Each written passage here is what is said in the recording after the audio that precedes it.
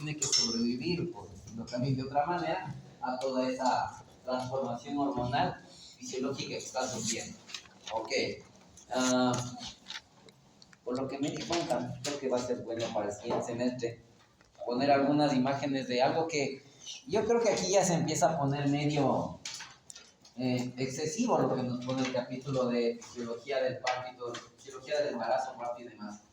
Porque nos empieza a hablar de otras cosillas, dice estudios para clínicos, o sea, exámenes, estudios de imagen que se podrían hacer en una paciente gestante. Yo creo que ahí se nos está yendo un poco la mano en el capítulo. Les voy a resumirle una o dos cositas para de ahí seguir con estas imágenes de acá.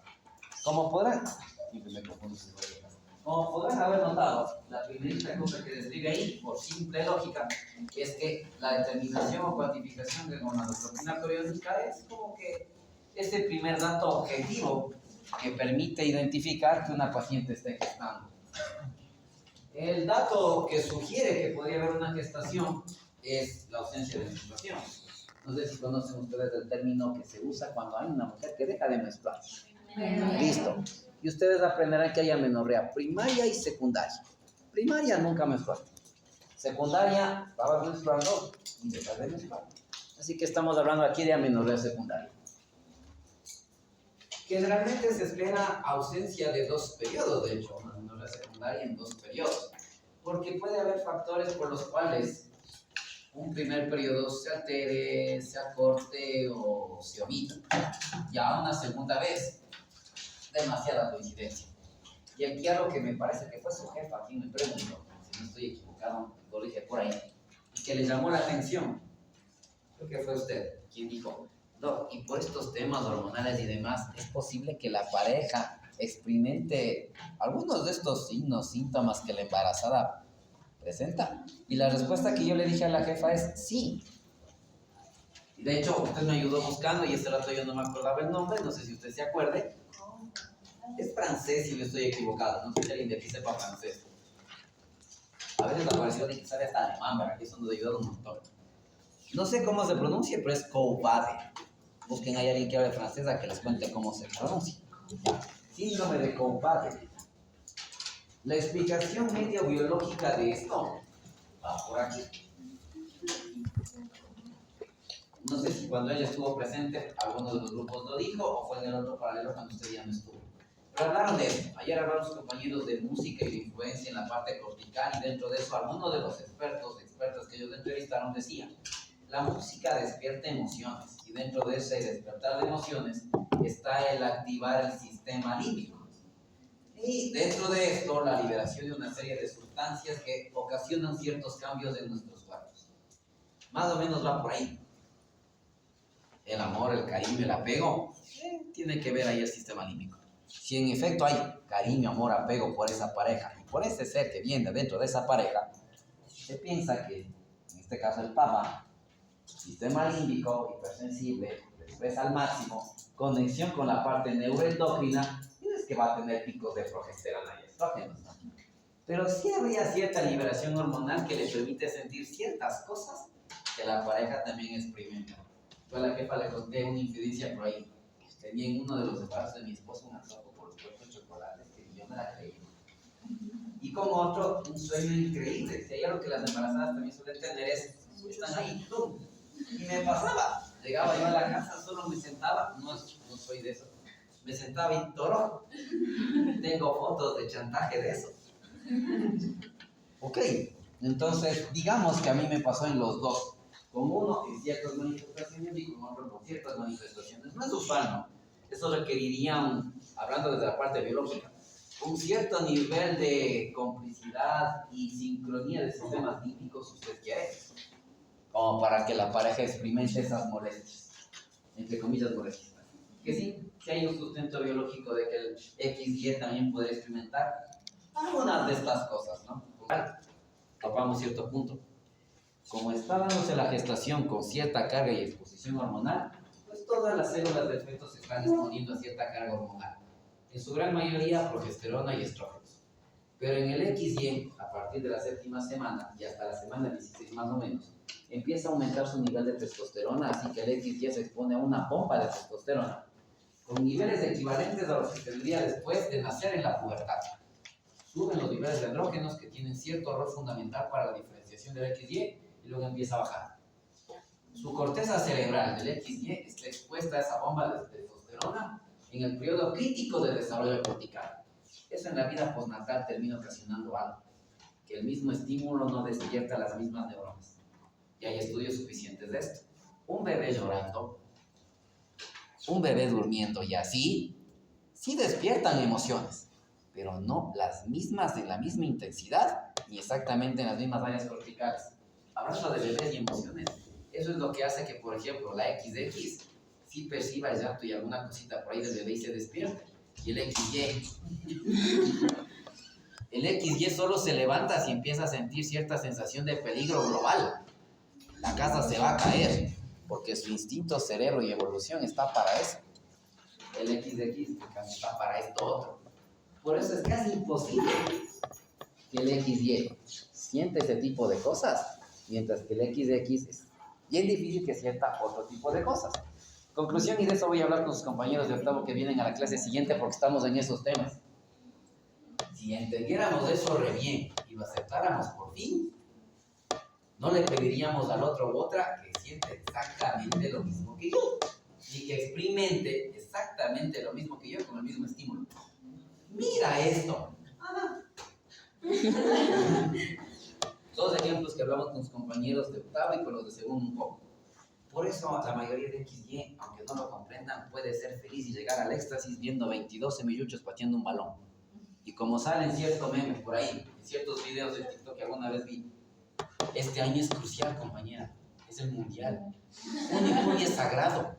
Y por eso algunos videos como hace 3 o 4 años, puede pasar la persona más guapa del mundo, pelado, como dicen en portugués. Pelado, pelada significa sin ropa. ¿Puede ponerse enfrente? Deja ver. Deja ver. Así de sencillo. Usted no lo entienda, pero es porque la corteza ante X estímulo reacciona. Y la otra persona no va a sentir la misma emoción viendo a esos 2 horas viendo desde estos pendejos pateando un balón. ¿Para qué? ¿Cuál hormona es? ¿Cuál neurona es? No hay. Realmente así que bestia. Todos tenemos sistema límbico, lobo frontal, temporal, parietal, etc. Pero los estudios funcionales indican que no funcionamos igual. ¿Por qué no entenderemos eso? Y al revés, no sé si han notado, hay guarderías para XY en ciertas tiendas que son de predominio de XX, ejemplo de ropa. Identificar ya de manera objetiva es el primer dato como de evidencia, incluso antes de que la gestante experimente estas primeras molestias. Zona beta positiva, como ya recordarán, hicimos ese análisis desde finales de la segunda semana de desarrollo, y no se diga en la tercera, cuarta y demás, es de evidencia innegable. Ahí sí no es como en la canción, si no me acuerdo no pasó, la beta dice lo contrario. Ahí no hay dónde, no hay cómo decir que no pasó nada, la beta dice otra cosa. Ok, les conté que sirve para seguimiento de embarazo, lo estudiarán con más detalle, y de ahí nos empieza a hablar de la vieja confiable, la ecografía ultrasonido.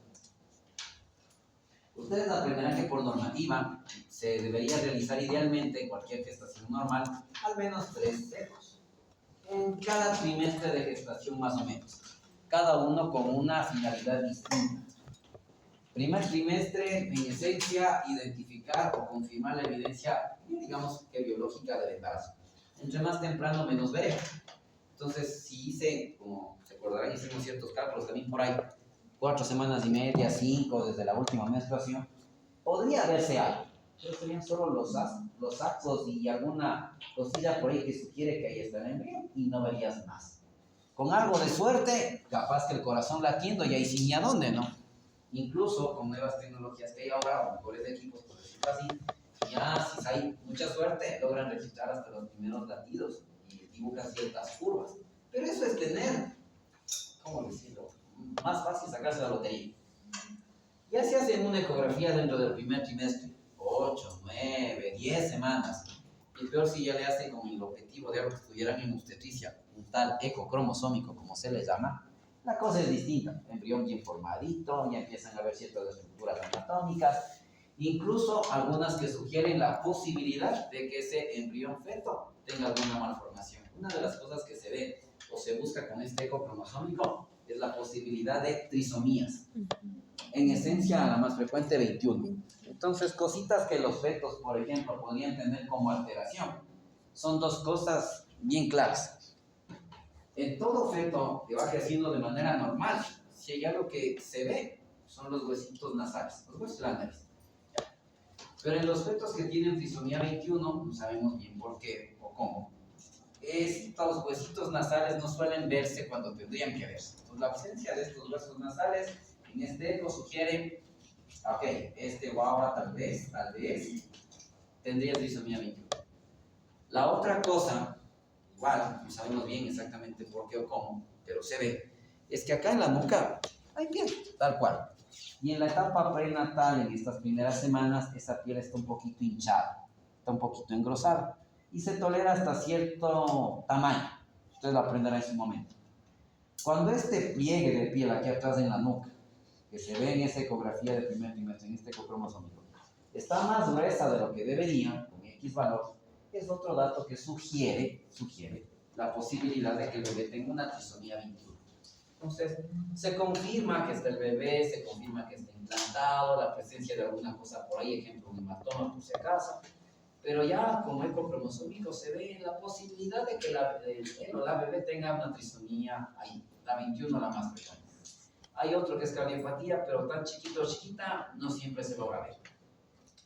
El segundo eco que se hace ya a la mitad, el eco morfológico, por ponerle términos, y que los ginecos le ponen un término medio complicado que ahorita se me escapa, ya lo aprenderán, es clave para ver todo lo que sería malformaciones, porque ya entre las 22, 24, etcétera semanas, ya está completita, ya le ves o le puedes ver todo. Entonces el segundo está diseñado para eso. Le hacen un rastreo completo, es un examen medio largo, casi una hora, donde le ven desde la cabecita hasta el último dedo, completito, por eso es su nombre. Buscar anomalías anatómicas evidentes como el ultrasonido. Incluso, como podemos ver en el interior de la cabecita, pueden ver si hay alguna cosa a nivel cerebral. Corazón no se diga, ya se puede identificar una cardiopatía súper bien. A nivel digestivo, se ve todito. Entonces, en esa época ya una gestante podía tener información de si hay o no hay X alteración en su bebé. Y el último eco, si no me equivoco, sí les describe el libro, voy a echar un ojo, y les pone el eco del tercer trimestre. No, ok. Solo nos termina confirmando una o dos cositas. Obviamente dentro de todo esto y fueron viendo la cantidad de líquido amniótico que ya nos da pistas de cómo están funcionando esos riñones, cómo podrían estar esos pulmones maduros, etc. Se ve madurez placentaria y su implantación, porque de eso ya vamos a hablar un poquito más adelante. El sitio de implantación del bebé se modifica y el tejido placentario que se ha creado hasta ahora en la segunda mitad del embarazo como que se desplaza. Ya le voy a contar un poquito de eso. Se confirma dónde mismo está implantada esa placenta y termina confirmándose si el bebé está o no está de cabeza. ¿Qué es lo que necesitamos? ¿No? En un parto normal que esté de cabeza es lo que se busca. Si está de nalguitas o de otra posición, problemas. Hay exámenes más complejos, ¿sí? Entonces conversaremos en segundo semestre cuando evaluamos diagnóstico prenatal de problemas del desarrollo, al menos lo poquito que nos toca ver. Pues hay otro tipo de pruebas. Si más no recuerdo, aquí ya nos se pone y le describen esto de primera consulta, consultas posteriores. La verdad, el objetivo de cualquier consulta médica es ver cómo es embarazo, es identificar riesgo. Eso es lo que se busca. Si la gestante está ganando bien o no peso, si es que la gestante está experimentando algún tipo de síntoma o molestia que no sería compatible con su embarazo normal, en el control de los exámenes si hay alguna infección por allí que no tendría que estar presente. En segundo hablaremos de cierta pruebita que se le hace a una embarazada y que busca la posibilidad de alguna infección que esté ahí latente y que podría dar errores en el desarrollo. Entonces se va chequeando esto al menos en lo básico. Encontrar algún riesgo potencial para pasar a esa embarazada a un nivel de complejidad mayor. Esto del nivel de complejidad. Un embarazo normal debería poderse atender sus controles en cualquier centro de salud de cualquier parte de este país. Al menos en el papel debería ser así. Y en la práctica también. Pero si ya la gestante tiene por ahí algunos factores de riesgo, consume X medicación por alguna enfermedad y podría eso alterarle al bebé, empieza ya a haber elevación de presión arterial o de plano ya le encontraron como preeclámptica, ya no debería quedarse en ese sitio, debería pasar a una unidad que tenga otro tipo de insumos, recursos profesionales, etcétera, para atender una posible complicación que estamos viendo. Entonces, se identifica y pasa. No sé si el dato exacto, pero al menos 8, raya 9, 8 creo yo, de cada 10 embarazos fácilmente deberían ir. Primer nivel, centro de salud, y dar a luz en unidad de baja complejidad. Aquí, por ejemplo, en Quito hay ciertas maternidades de corta estancia. Guamaní, Chimbacalle, la del Comité del Pueblo, me falta esta,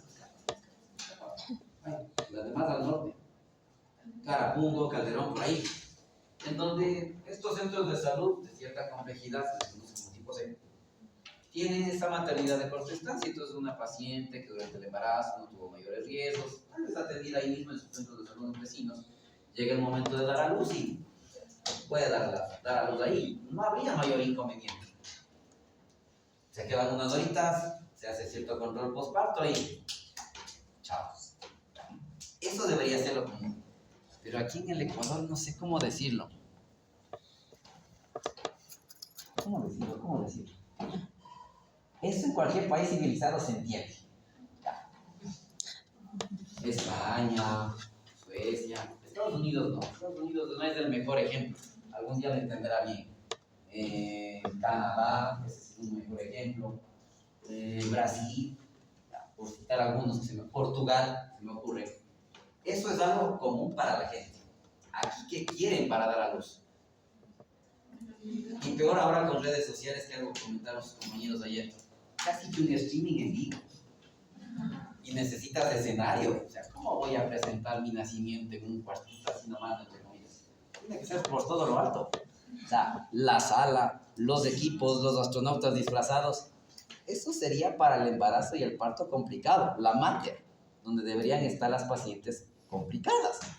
Las otras no. Incluso, verán, hay evidencia que indica que con ciertas medidas de cuidados hay cierta seguridad de dar a luz en casa. ¿Cuál es la medida o cuidado? Atendido por alguien capacitado o capacitada, y que si se complica puedas llegar rápido a un hospital. Pero si no hay ninguna de las dos, dar a luz en la casa está para hacer noticia del extra. O sea, niño, niña nace en el taxi y camina al hospital. O niño, niña nació mientras mamita se levantó de la cama. O sea, eso está para titular del extra. Ok. Entonces, aquí queremos lo máximo para dar a luz. Y entre más recursos, más costoso, pues obviamente. Es que es del público, ahí nadie paga. ¿Quién dijo que nadie paga? De ahí va saliendo la plata, y la plata que se va ahí ya no tienen para otra cosa. Entonces, entre más compleja la atención, más costosa. Y la mayoría de partos no lo requiere. Ahí le empieza a hablar de los controles prenatales y le habla un poco del examen físico que se le hace a la embarazada. Solo le mencionaré dos cositas ahí para que entienda de qué se trata. Pero por aquí le ponen un término medio largo. Los compañeros que van a entrar de octavo, si no lo supieran, los mato. Ustedes se los puedo pasar. ¿Qué cosa? Hay unas maniobras por ahí medio raras que las describen, ¿verdad? Por aquí está. Por aquí está. ¿Qué está buscando? Unos nombres. Está en alguna parte. Maniobras de Leopold. En alguna parte van a encontrar ese nombre.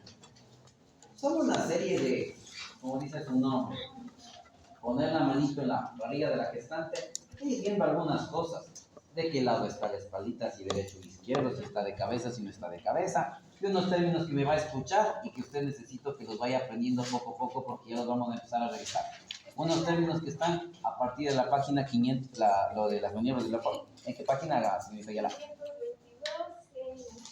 Ya, en 522, en donde dice estática fetal. Ahí dice primera maniobra, segunda. Un estudiante de primer nivel no necesita saberse qué hace la primera, la segunda. ¿Qué hay maniobras para evaluar la barriguita de una embarazada y que ven dónde está la espaldita, si está de cabeza, si esa cabecita todavía se mueve y no se metió en el canal del parto? Chévere. El de octavo es el que tiene que saber qué hace la primera, la segunda, la tercera y la cuarta. Ya. Ellos sí. Ustedes saber que se mueve al guagua y se le juega un poco, basta. Lo que sí necesita saber el de primero es lo que viene después y que vamos a seguir conversando. Mecanismos del trabajo de parto. Cuando dije eso, aquí hay una serie de términos que les vamos a ir explicando. Al final, en la página 524, encuentran el otro término, lo que estaba buscando. Dice, planos de Hodge. Nombre niñado. El de octavo tiene que saber esa movida. El de primero no. ¿Qué es eso de planos de Hodge? Ok. El guagua está en el vientre materno, está en el útero, y tiene que salir al exterior. Va a atravesar el cuello del útero, una parte ósea de la pelvis y el canal vaginal. Y cada uno de estos tiempos de descenso ha sido medido y determinado. Y se ha encontrado algún punto de referencia anatómico que es el que se evalúa para poder decir, ok, la cabecita o lo que está presentando el bebé en el canal del parto está en tal altura, en tal altura, en tal altura, en tal altura. Y eso les da una pista, o les dará una pista de qué tan cerca o lejos podría estar el nacimiento de este bebé. Si está muy arriba, o sea, tenemos tiempo. Si ya está súper abajo, como ya conversaremos, tose y se sale el guau. Y muchas de esas pacientes que terminan saliendo en las noticias de que no hallaron la luz en el taxi, casi siempre llegan en ese punto. Tose y se sale el guau. Por eso se sale el guau en el taxi. Ok. Eso ya iremos viendo los otros términos conforme avancemos. Porque nos falta terminar un detalle.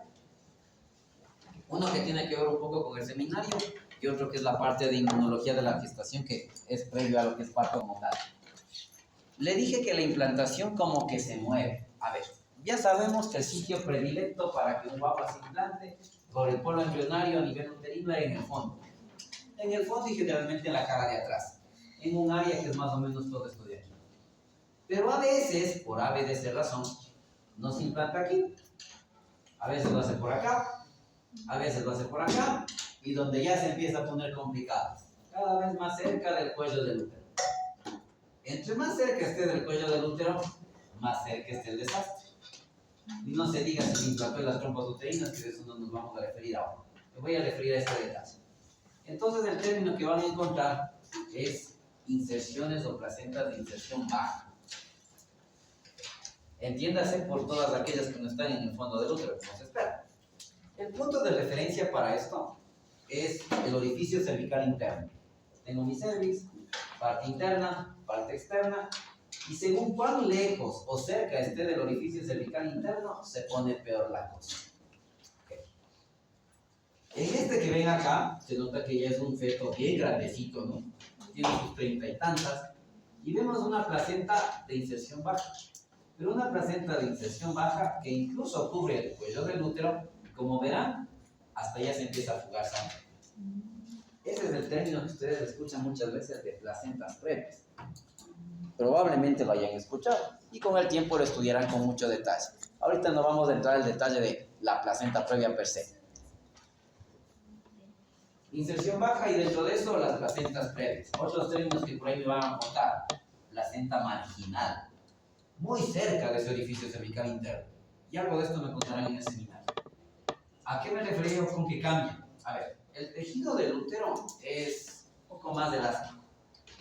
Y tiene que serlo. En algún momento se va a someter a una gran presión para sacar al guagua. Entonces tiene que ser, usar el término como que complaciente. ¿Verdad? Estirarse y relajarse tolerando una fuerza importante. El tejido placentario no.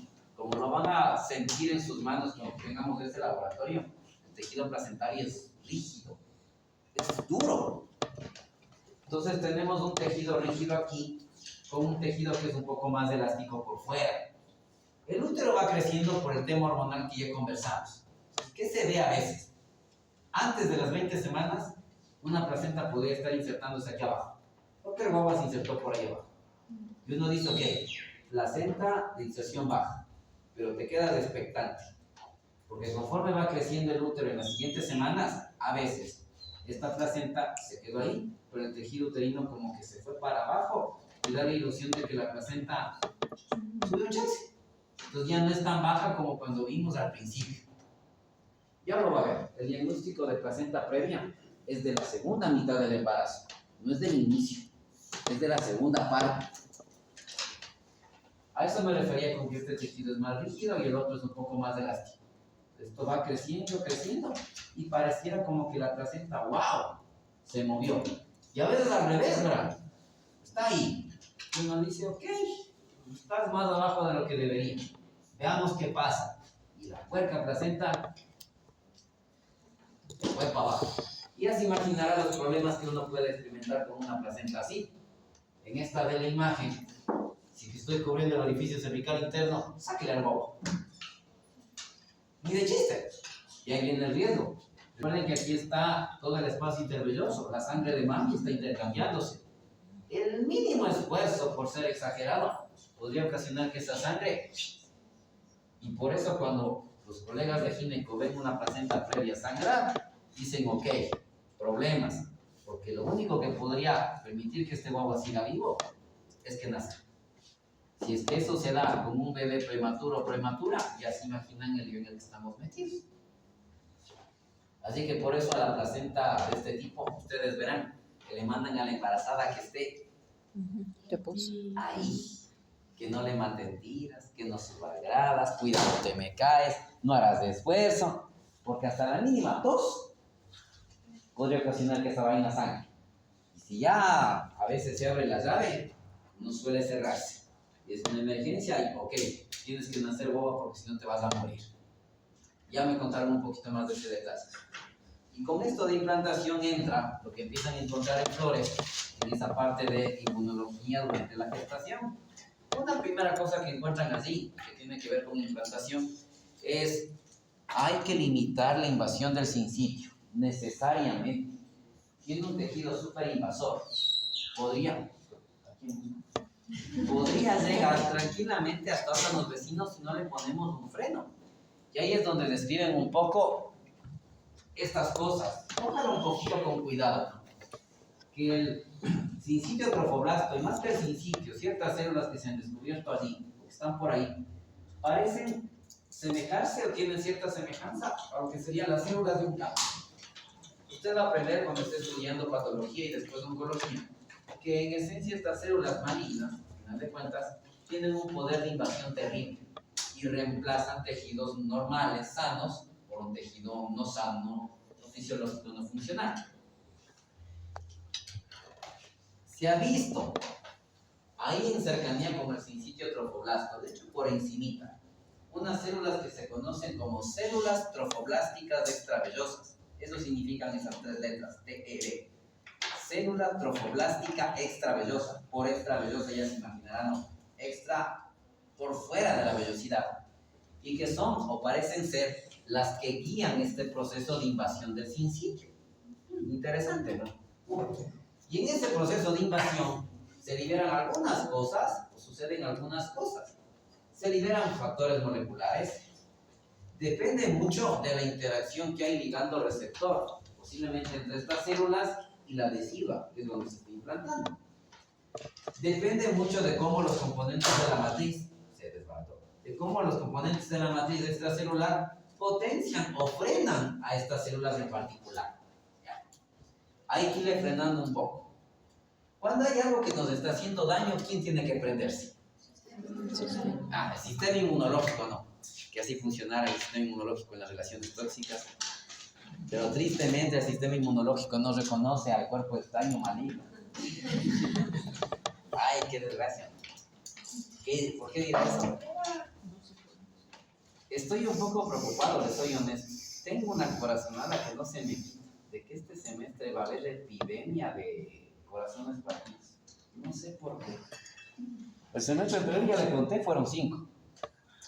¿Se acuerdan cuando les dije que 5 en la época de exámenes me vinieron a decir 2? ¿Puedo hablar con usted un ratito? Tengo una espina que no se me quita de que se va a aumentar el número. No me diga por qué. Dámelo presentimiento. Y eso es propio del XX, no del XY. No sé, no se me quita esa idea de la cabeza. Ojalá me equivoque, pero ojalá, por Dios. Ok, entonces el sistema inmunitario tiene que prenderse. ¿Ya? Así que eso encuentran ustedes en flores y las letras o siglas que van a encontrar S y M. No se refiere a la tarjeta de celular, sistema inmunitario materno. ¿Ya? Concepto 1 que encuentran, el sistema inmunitario materno tiene que favorecer el desarrollo placentario. Es decir, tiene que facilitar su implantación hasta cierto punto. Hasta cierto punto. Porque hay que recordar, ya se lo he dicho en otras ocasiones, que genéticamente feto, embrión, no es igual a la mamá. Al menos la mitad de genes son ajenos. Ok. Como ustedes estudiarán en cuarto, como lo ven en inmunología, este es el resumen que encuentran en Flores para poder entender un poco esta vaina. En general, nuestro sistema inmunológico lo podemos dividir desde dos perspectivas, en dos cosas.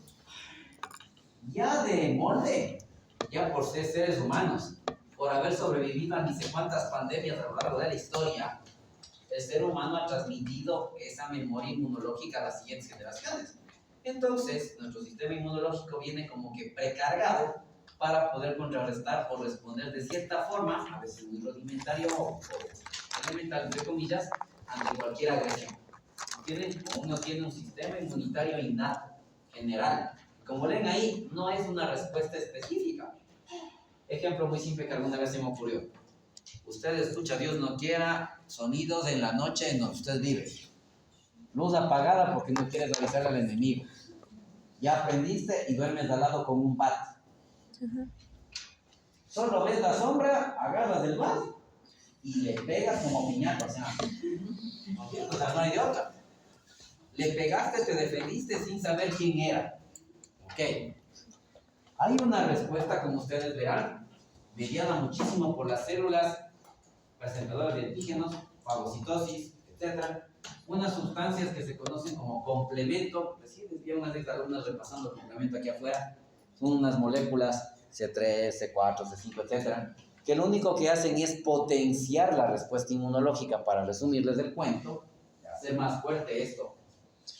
Y la idea es que esa respuesta sea rápida, al instante, en el lugar donde están ocurriendo los daños. Se metió o se quiere meter alguien por mi casa, en la ventana, le doy a madrastra que esté en la ventana. Uy, no me interesa quién sea.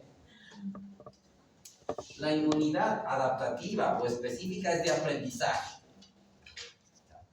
Ya pasó esto una vez, ok, no tenía el bat cerca. La siguiente vez le pondré al lado de la cama, no en el otro cuarto porque ahí me demoré.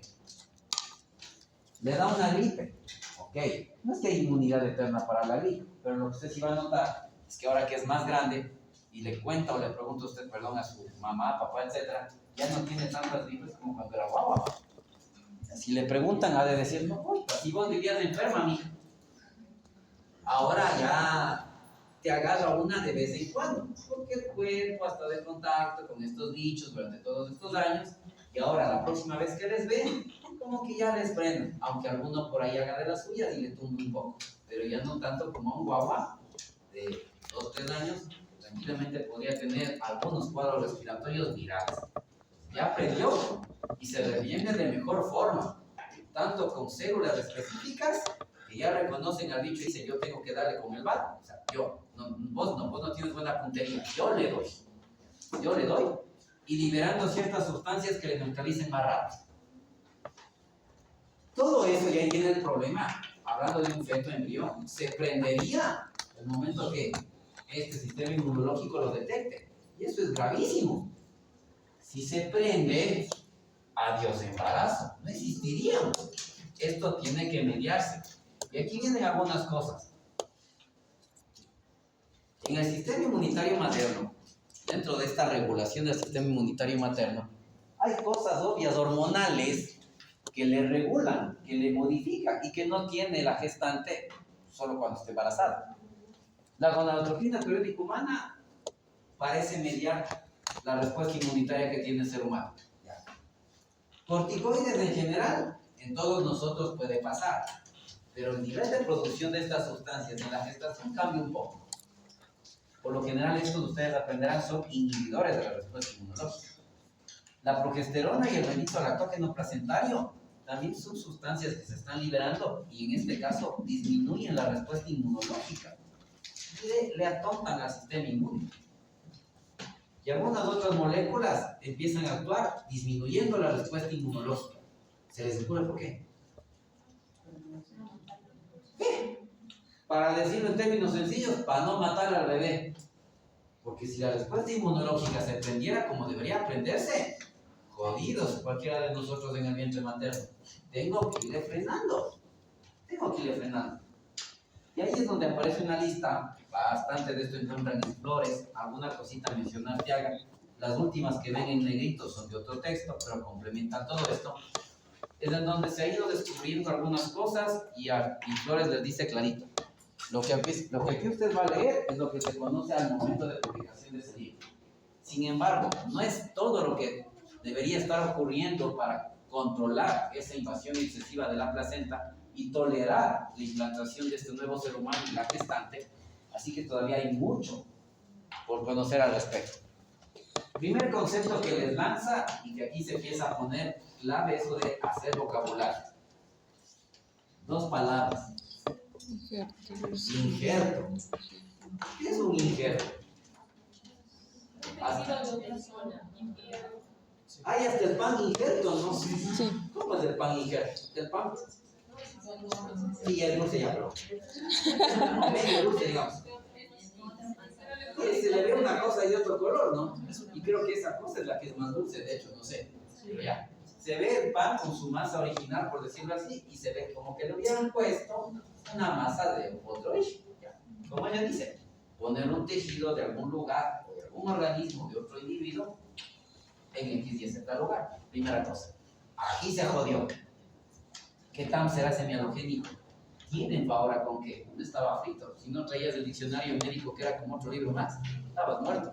Ahora ustedes no tienen ese problema. ¿O sí? Es que me quedé sin datos. ¿No? La liga confiable, pero no todo el mundo se queda sin datos. Semialogénico. Alogénico, empecemos por ahí. Semi. Como parcial, ¿no? Ya. Alogénico. La clave está ahí. Alogénico, el término alogénico. Ya. A eso quería llegar. Son tejidos, son células que vienen de otro individuo, pero de la misma especie. Ok. Ustedes estudiarán ciertas cosas y por lo que uno va oyendo y leyendo, la situación se va a poner interesante cuando ustedes estén más grandes. Una de las cosas que por ahí a lo mejor escucharán, en ciertos problemas valvulares cardíacos han utilizado y se utilizado y creo que siguen utilizando en válvulas cardíacas de puerquito. Y lo que están intentando hacer ahora es tratar de que este tejido se parezca aún más al del ser humano para que tenga, o sea, desde por sí ya se vio que había cierta similitud. Ahora se le quiere hacer aún más parecido para que prácticamente el rechazo sea casi que nulo. Ya, ahí la cosa es diferente. Es un tejido de otro individuo metido en otro, pero de especies totalmente diferentes. Ahí el término alogénico no pega. Ya aprenderán ahí autólogo y heterólogo, son otras palabras que tendrán que aprender. Entonces aquí es de otro individuo, de la misma especie, y le pone semi, porque la mitad de genes sí son el bebé, la mitad de genes sí son míos, por decirlo así, la mitad de genes son de Yap. Entonces, por eso lo de semi-alogénico. Hay, digamos que una mitad de posibilidades de rechazarlo, y con eso termino porque el tiempo también se nos acabó. Dentro de este proceso de rechazo, la célula, pues, la célula que va a intentar defenderse tiene que reconocerle a la otra. Y ese proceso de reconocimiento se hace con moléculas de superficie, que estudiarán con detalle cuando estén en ciertas materias. Dentro de eso, el término a recordar, complejo mayor de histocompatibilidad. HCM, complejo mayor de histocompatibilidad. Es parte de las moléculas que las células expresan en la superficie que van a permitir que ellas se reconozcan, por decirlo de alguna u otra manera, y disparen cierta respuesta inmunológica. ¿Qué se ha visto en el sincitio trofoblasto? No tiene las moléculas típicas del complejo mayor de histocompatibilidad que dispararían una respuesta inmunológica potente. Tiene otras, unas de tipo G. Y esas moléculas de tipo G, en lugar de favorecer la respuesta inmune, la bajan. Entonces, el sincitio trofoblasto, en cierta medida, empieza como que a burlarle, a engañarle al sistema inmune, a hacer de las suyas sin que me jodas. Hasta ahí por ahora. Hay más.